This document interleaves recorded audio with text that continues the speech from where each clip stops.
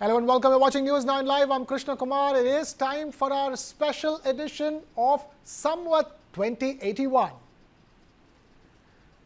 It's a season of light and joy. And with Samvat 2081 just around the corner, let's dive into the impressive milestones the Indian markets have reached this past year. Samvat 2080 was a landmark year for Indian equities, setting new records and hitting milestones that reflect the country's growing economic power.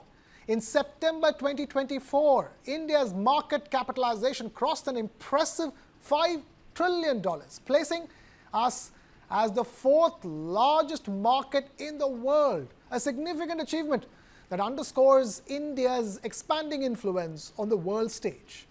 Investor participation was at an all-time high, with Demat accounts soaring to 175 million, demonstrating really retail investors' faith in India's growth story.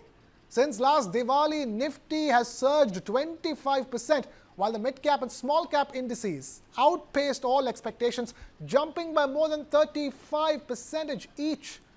However, as we welcome Samvat 2081, the outlook is not without all its challenges. We're stepping into this new year amidst significant global uncertainties, from the upcoming US elections to renewed tensions in West Asia and a rebound in China's market, drawing foreign funds away from India. These factors are poised to impact market sentiment here in India. So what does the year ahead hold for investors? Today, we'll discuss exactly that in an in-depth chat with some of the best market experts around, exploring which sectors might lead the assets to watch and strategies that could define Samvat 2081. And joining us on the special show are Mr. Nilesh Shah, Mr. Sudeep Bondapadhyay, and Mr. Nishchal Maheshwari. Thank you all of you gentlemen for taking time out to be with us. Nilesh, let me begin with you. Talk to us, Nilesh. What are your expectations for Samvat 2081? Which asset class, in your opinion, could outperform until next Diwali rolls around? I wish all the viewers of TV9 a very, very happy Diwali. Our markets have seen correction in last 10-15 days. And yet from previous Diwali to now, equity has delivered handsome return from upwards of 25%. Small and mid caps have delivered 40% return. These returns are very, very good. And there's no reason to spoil your Diwali because last few days markets have corrected. In the next Samvat, we believe following things will happen. Quality will outperform momentum. Now, every person has their own definition of quality and momentum. So make your own definition, but by and large, what is quality stock? Blue chip stock should outperform momentum stocks. Stocks which have high floating stock, where prices are discovered by free flow of market, should outperform low floating stock concentrated holding if supply emerges in those counters. Reasonable valuation sectors and stocks will outperform expensive valuation sectors. Overall, the gap of return between equity, fixed income, and gold and silver will narrow down a lot. Overall, the return between large cap, mid cap, and small cap equity will also narrow down a little. We are likely to see concentrated range of return across capitalization and across asset class, and hence asset allocation will become most important to make money in next Samvat.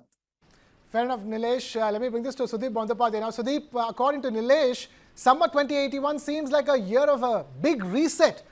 Quality stocks outperforming the momentum. The gap in returns across asset classes and categories of funds set to narrow down. Tell us, do you agree with that analysis, with Nilesh's analysis, or do you foresee a different trend emerging in the market? What are your expectations from Samvat 2081? Well, as far as Samvat 2081 is concerned, the way I believe is that the kind of rally we have seen in 2080 will not be definitely seen.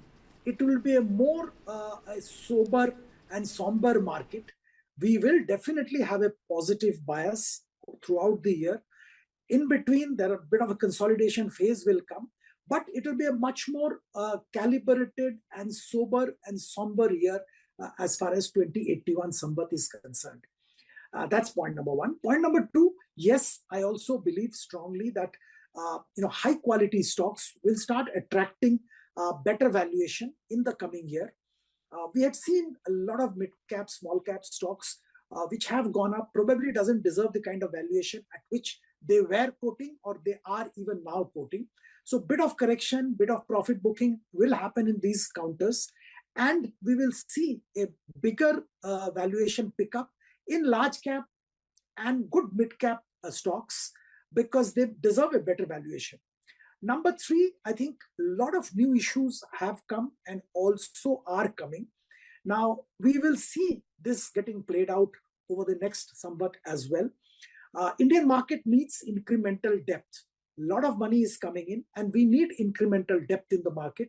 That can only happen when more and more offers come to the market.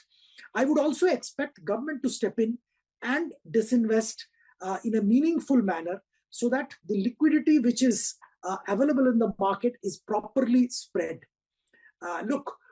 Large promoters, large multinationals are selling their holding, taking the opportunity of the market rally. I don't understand why the government should not be doing the same, because there are so many government companies where the holding is below the statutory limit. They need to necessarily exit a part of their holding to keep that in compliance with the Companies Act and the SEBI regulations. Now, that much needs to be done, and that should be done taking opportunity of this market upswing. Fair enough. Fair enough, Sudeep. Let me bring in Nishchal Maheshwari at the stage. Nishchal, tell us, you've heard our Nilesh and Sudeep. What are your expectations for summer 2081? Which asset class do you think is going to outperform? So I think there are two asset classes which I think will do well along with the equities. One is the debt. So we are expecting interest rate cuts to start happening coming this December. And I believe basically for the next 6 to 9 months, you are going to see some good money being made on the debt side. So one should be invested in long dated securities. And secondly, I continue to believe, given that this kind of high volatility, I think gold will continue to do well. So along with these two, I think equities is the third asset class, which will continue to perform well. So I think these three asset classes should do well in this current year. All right, fair enough. Let me bring this back to Nilesh. Nilesh, talk to us. It has been a difficult October for stock markets in India, marked by persistent selling by foreign institutional investors or FIIs and poor corporate quarterly earnings. Do you expect a muted start because of all these factors to Samvat 2081? Undoubtedly, there are almost perfect valuations for every listed stock in Indian market. There is also a fair amount of liquidity coming into market, especially from domestic investors. And sentiment of investors towards India is by and large positive. This combination has resulted into fairly optimist valuations across many sectors. And hence, it will be extremely critical to moderate your return expectations going forward. Last 5 years, broad market delivered 21% return. Small and mid cap delivered 30% return. We don't see that kind of return coming in next Samvat or over next 5 years. Hence, please moderate your return expectation, buy quality over momentum, and follow asset allocation dharma to maintain your positions. You're talking to retail investors, Nilesh. Tell us, we are getting 24,000 crore rupees worth of SIP every month, a new record for retail investors. Can retail money save us if a global slowdown hits Dalal Street? Because earnings will take a hit, which are already, in fact, showing signs of a slowdown. So ultimately, stocks are slave of earnings. if corporate profit is not going to grow as per the market expectation, money alone cannot save the market. If people believe like September quarter is bit subdued than expectation, but if people believe what we missed in September will get covered in December, then certainly liquidity will support the market in between. For markets to run, you require fundamentals, which is earnings growth. You require liquidity, which is money flow. And you require sentiment, which is essentially investors' expectations. Sudeep, let me bring this to you. A CRISIL report recently highlighted that revenue growth in the September quarter could be the lowest in the past 16 quarters. Do you think it's just a one quarter of sluggish growth, or do you expect this slowdown to also reflect in the remaining quarters of financial year 2025? Well, I don't believe that we will see a slowdown of growth in the remaining quarters. We have already stepped into a festive season, and the festive season consumption pickup is definitely going to give us a boost as far as revenue is concerned. After that, we will get into the Q4, where also there are a lot of festivities, and we expect inflation to come down the way it's coming down, and interest rates also to start coming down. So under the circumstances, I believe that revenue should not remain muted in the Q3 and Q4. We will start seeing pickup in revenue from Q3 itself. Right, fair enough. Nishchal, let me bring this to you. Now talk to us, what do you think are the key events that one should watch out for in Samvat 2081?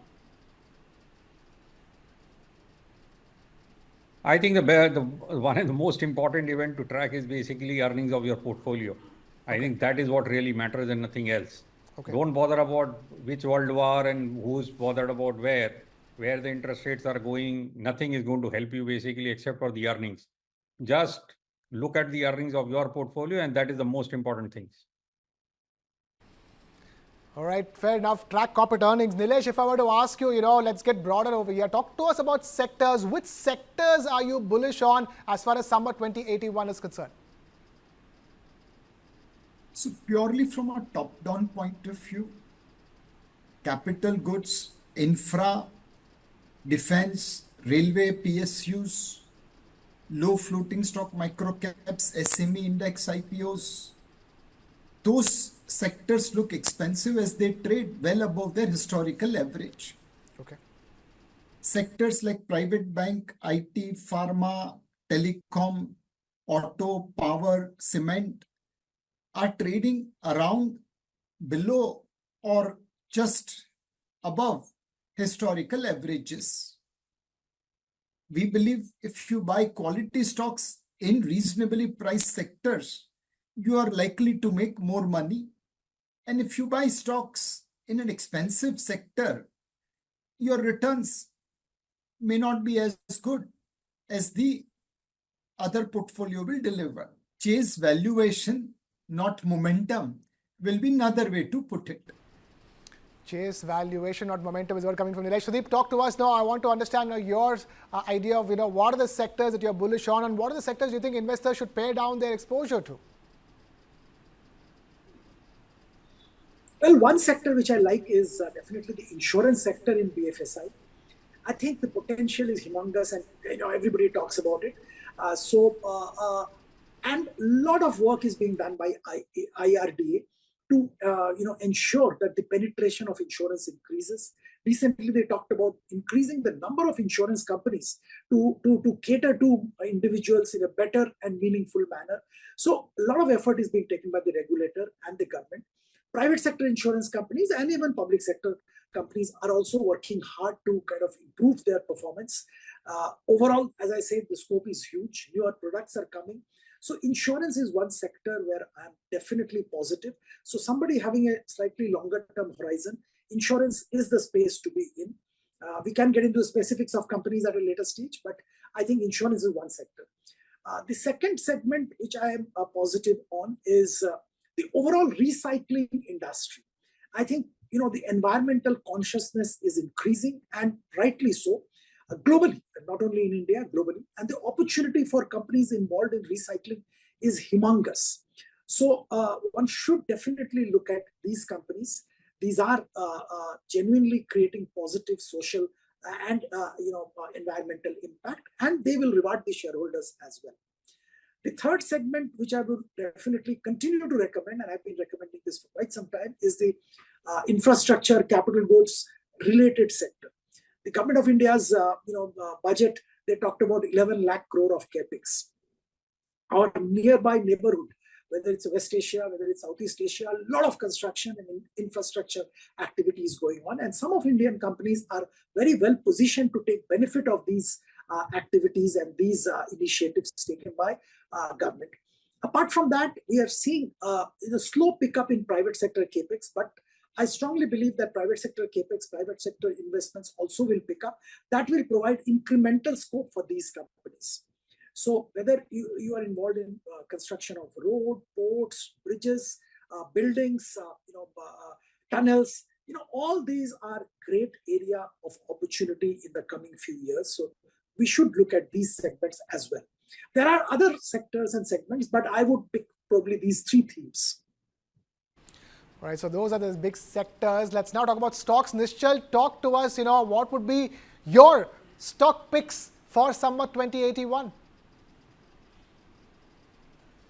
So there are 2 or 3 sectors which I like. I think one is going to be IT, given that there is an interest rate cut which has started happening in the US, and IT we are going to start seeing good demand coming out, basically because discretionary spends start happening as and when the interest rate starts getting cut in the US. So I think IT is one. The second one is the government expenditure in the local market, in the Indian market. And there, I think there are 2 sectors. One is cement, which has not done very well in the first 6 months, but I continue to believe that the next 2 quarters would be very, very strong for cement. And the third one is the power sector, especially the transmission and distribution. So these are the 3 sectors basically which I like in this current year. Fair enough. He's talking about cement stocks. Sudeep, talk to us. What are your top stock picks for Samvat 2081? Well, oil marketing and entire oil-related sectors, I'm a little skeptical. There are too much of volatility, too many imponderables, too many variables. Global oil prices keep fluctuating and wildly, and nobody in the world can predict what the oil prices will be in 1 month down the line. You can take your guess, you can have a research report, but one doesn't know. Second thing is, of course, the refining margin based on multiple components that keeps varying. Third is, of course, the bunk price in India, the petrol bunk price in India. And that again is controlled, regulated, and managed in a manner which leads to subsidy sharing, subsidy burden, under recovery, over recovery. So there are too many variables. So unless you are into trading, from an investment point of view, I think it's an avoidable sector. The other sector, which I'm positive, by the way, is metals. But if you are not an investor with a stomach for volatility, don't come there.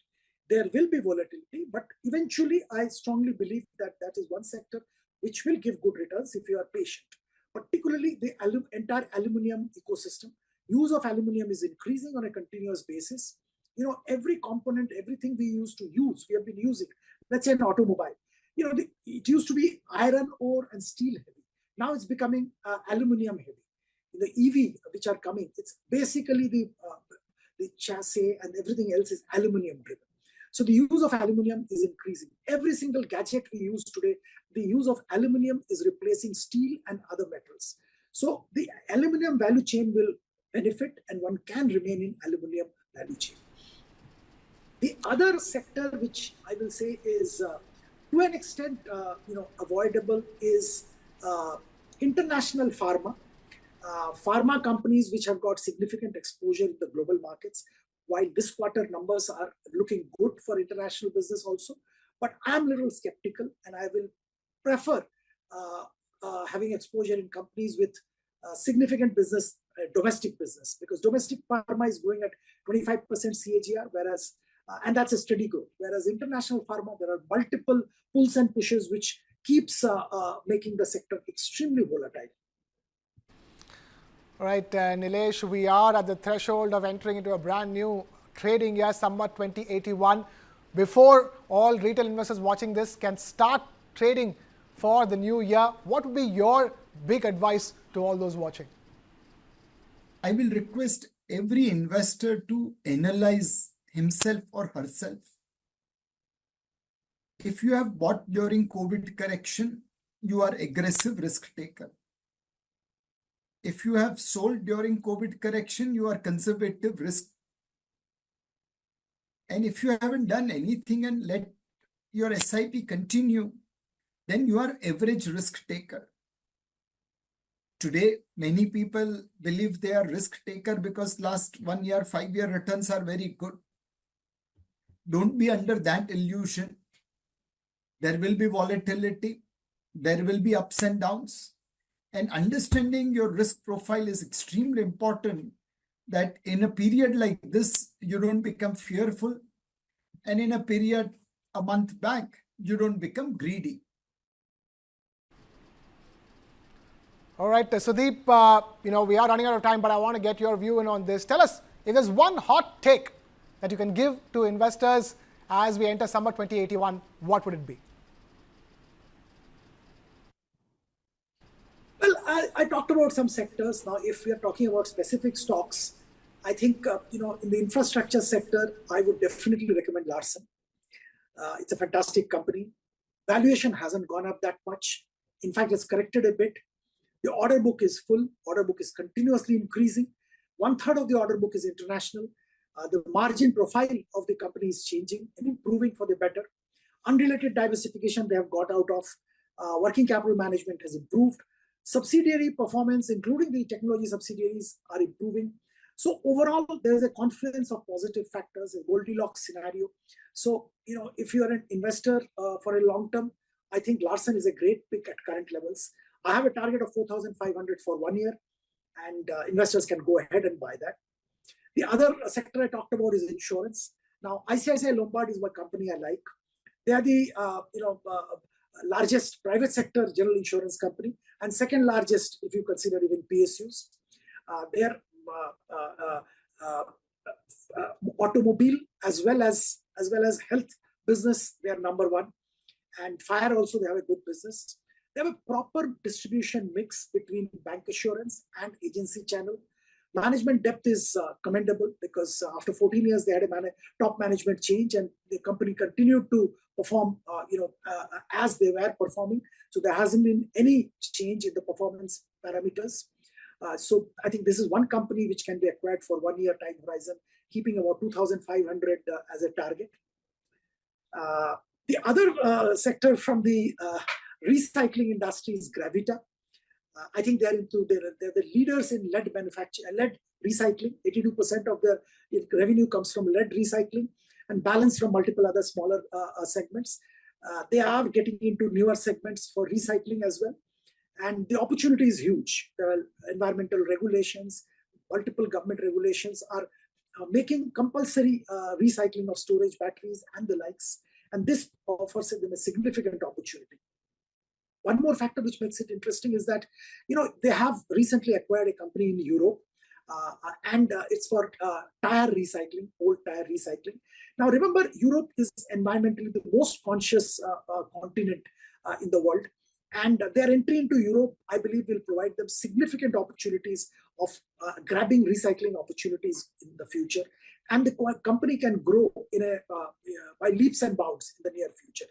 So considering everything, I think, again, here I believe that investors will do well to buy this with a target of 3,000 for 1 year. All right, we will leave it at that. We're completely out of time here on the show. Sudeep Bandyopadhyay, thank you so much for taking time out to be with us here on this special show on Summer 2081. Of course, thank you Nishchal Maheshwari for also being with us, and Nilesh Shah for taking time out to be with us on this special edition. Thank you so much, all of you gentlemen. And with that, it's a wrap here from my side. Here's wishing you a fantastic trading year going forward. Thank you so much for watching. This is Krishna Kumar signing off.